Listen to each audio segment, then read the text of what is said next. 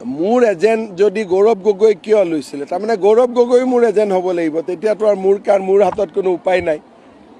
কংগ্ৰেছততো মোৰ এজেণ্ট আছে, এইটোতো পাক্কা কথা, কিন্তু গৌৰৱ গগৈ মোৰ এজেণ্ট বুলি মই নাজানিছিলোঁ, সেইটো লিষ্টত নাই নামটো।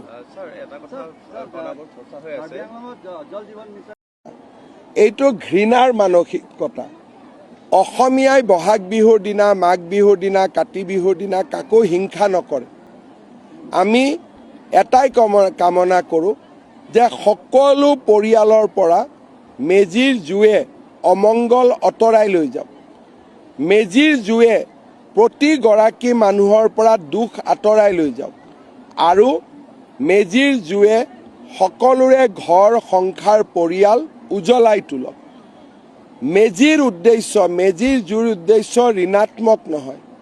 মেজিৰ অগ্নিৰ যিটো অৰ্থ সেইটো হ'ল ইতিবাচক, আন্ধাৰ বিনাশী পোহৰৰ জয়। কিন্তু তেওঁলোকে সেইটোকে বুজি নাপায়।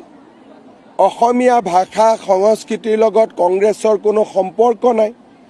এইটোকে তেওঁলোকে আজি বাজপেয়ী ভৱন জনোৱাৰ ফটো এটা দি টুইট কৰিছে। আমি পদক্ষেপ নলওঁ, মানুহে নিজেই বুজি পাইছে যে কংগ্ৰেছ দলটোৱে মাঘ বিহুৰ ভোগালীৰ উৰুকা একো বুজি নাপায়, তেওঁলোকে খালি মিয়াক বুজি পায়।